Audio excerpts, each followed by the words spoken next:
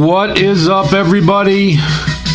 Welcome back to the Bet Like No One's Watching podcast, a sports betting and fantasy sports lifestyle podcast. I'm your host, John Sullivan. You may know me from my Twitter page, Buffalo Hold'em, or from my DFS days as Buffalo 66. Well, this is my first pod of the new year. And the year's almost 25% over. We're about to hit April. It's a great time to review the last few months and preview my wagering goals for 2017. A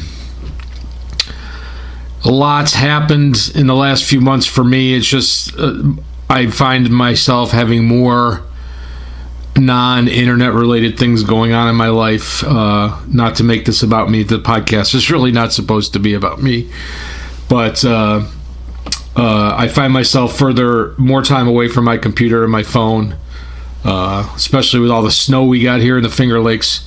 So didn't have as much time to dedicate to things this winter that I wanted to. But let's talk about what happened over the last few months. I finished significantly up in NFL. I believe it was my best year ever by far. Only had one losing month in September. But I struggled tremendously with college hoops. I haven't caught up on my record keeping, but it's almost a certainty I'm down double digits in NCAAB, and gave a lot of my NFL winnings back in that regard. And looking back over my NCAA plays, I was pretty amazed at how many of the sides came down to the last possession of the game. I mean, in those circumstances, you're flipping coins. There's no other way to look at it, and that's a recipe for losses. You know, if you're flipping coins, you're going to lose to the rake over time. As I've mentioned before, there's 350 Division I teams.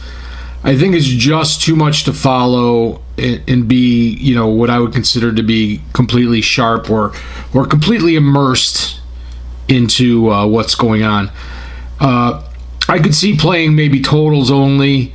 I haven't created a decent model to account for the recent rule changes of the last couple of years.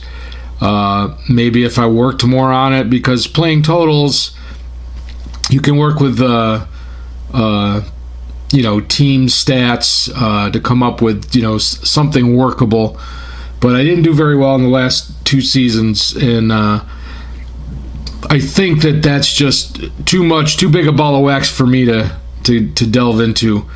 I ran out of steam betting hoops around the end of February. I still enjoy watching. I enjoyed the tournament immensely so far, but I think I'm done with hoops for now, and I'm just going to move on to other things. So there's still a couple games left in the college basketball season, but I'll just be a spectator for that. I also ran an NHL totals experiment into March, and overall results were rather predictable. I lost to the rake. The first 3 months of the season, I was actually up on the NHL experiment. Now, for those of you that don't follow me regularly, I was betting on NHL totals based on the market prices, attacking the market, not handicapping. And if the odds were at a certain range, I would bet over or under, either 5.5 or 5 goals.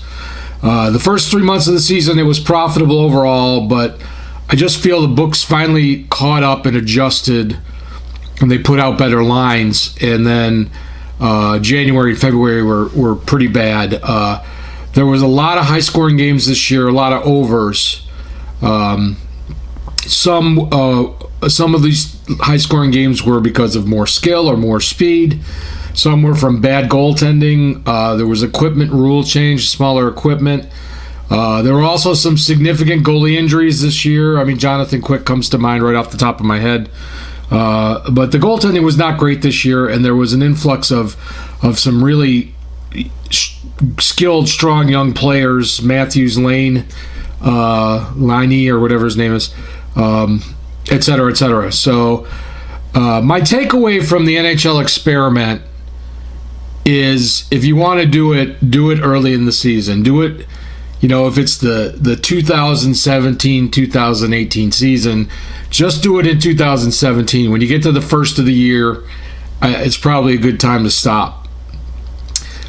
Just like basketball, I enjoy NHL immensely. I like watching it. I love the game. I always wanted to be a player. I couldn't skate.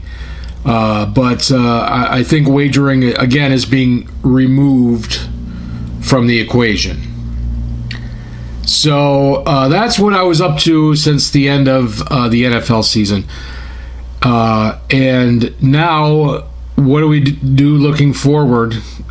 Well, I'm going with what has been good to me and what I know, and that's football, glorious football. As I said in my original pod of this series, my goal was to specialize in my wagering. I originally thought I would do 4 different seasons of sports and have 2 overlap, so I'd have 2 going at the same time. And that was my plan in the beginning, but it appears that having that overlap year-round might not be smart, might not be ideal. So I thought about it for a while, and for some various reasons, I think football is the way to go, so I'm going to be a football specialist. Now, that doesn't mean this is going to become a football podcast.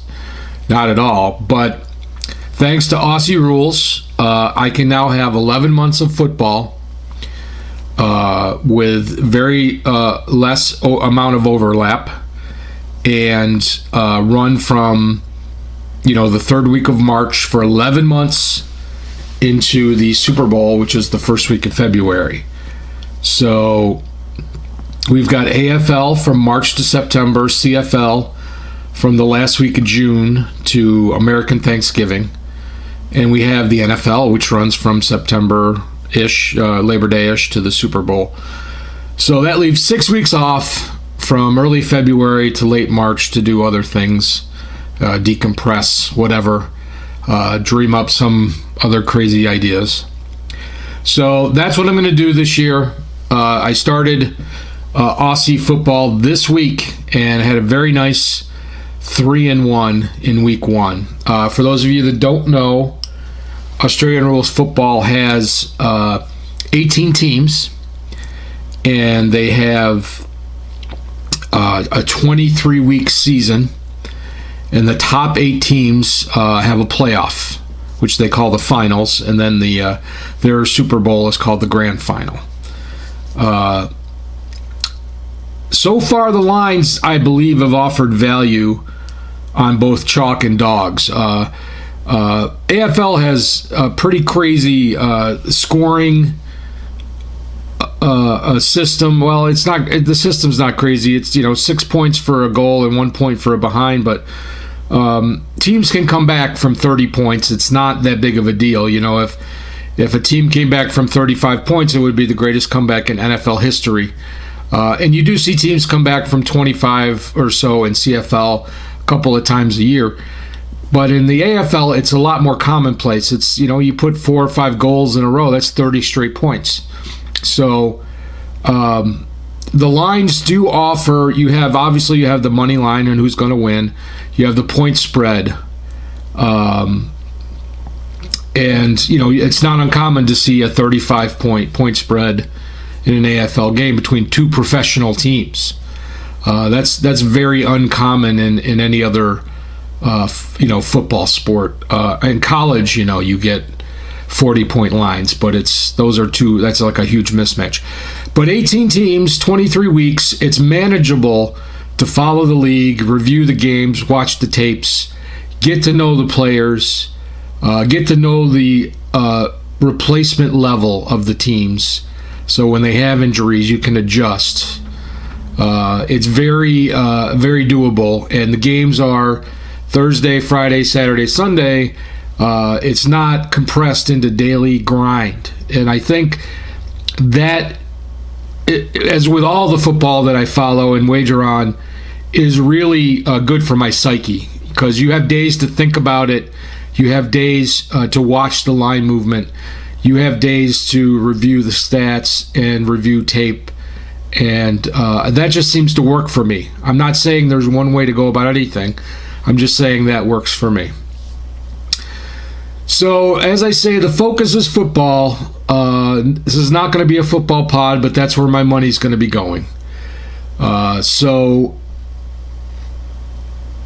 I'm going to continue to look at the CFL lines and keep playing the games, and hopefully I can build up some bankroll after this college hoops fiasco and going into CFL, which has CFL has done me right for 5 straight seasons, and I have no reason to stop. So we'll look forward to those days when they come along. So this is it for my return episode. I'm cutting it short because I want to record a second episode, which I hope to do in the next day or so, dedicated specifically to daily fantasy sports. I know people are probably sick of my DFS takes, so I'm going to put all the DFS stuff into one podcast, and I have a very interesting theory as my teaser for that podcast on what the end game is for DFS, more specifically FanDuel and DraftKings. What's happened in the last, say, 3 to 6 months of DFS, and what I predict is likely to happen. And very interestingly enough, sports betting is tied into that equation. So stay tuned, and I hope to have that podcast up in a couple of days. So thanks for listening. Glad to be back. Hope to have more in-depth AFL talk for you in a future podcast. But until next time, bet like no one's watching. Take care.